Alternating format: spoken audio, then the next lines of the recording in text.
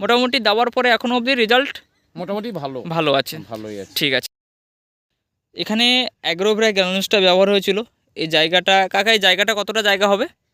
জায়গাটা ও কাঠা 4-5। 4-5। আচ্ছা, তো আপনাদের যে অ্যাগ্রোভ্রা গ্রানুল যে কালো একটা সার আপনাদেরকে দিয়েছিলাম, ওটা এখানে ব্যবহার করেছিলেন তাই তো? হ্যাঁ, ব্যবহার করা। আচ্ছা, তো ব্যবহার করার পরে এটা এই সারটার কতটা কি রেজাল্ট মোটামুটি মনে হচ্ছে? আপনারা যেহেতু এখানে চাষ করছেন, সারটা একটা মটর চাষের ক্ষেত্রে কতটা কাজে হয়েছে এখানে?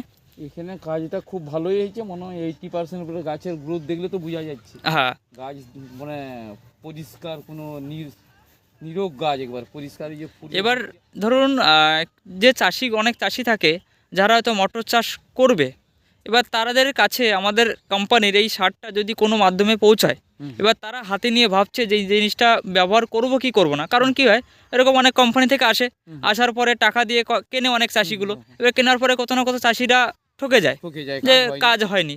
তো এবার ওই চাষিদের উদ্দেশ্যে আপনি কি বলবেন যে এই জিনিসটা তাদের কাছে যদি পৌঁছায়, তারা কি এই জিনিসটা ব্যবহার করতে পারে? তাদের উদ্দেশ্যে কি বলবেন? নিঃসন্দেহে ব্যবহার করতে পারে। ওইতে ব্যবহার করার পর দেখতে পাচ্ছি রেজাল্ট, নিঃসন্দেহে ব্যবহার করতে পারে। হয়তো আপনার আর কি কি চাষ করেছেন?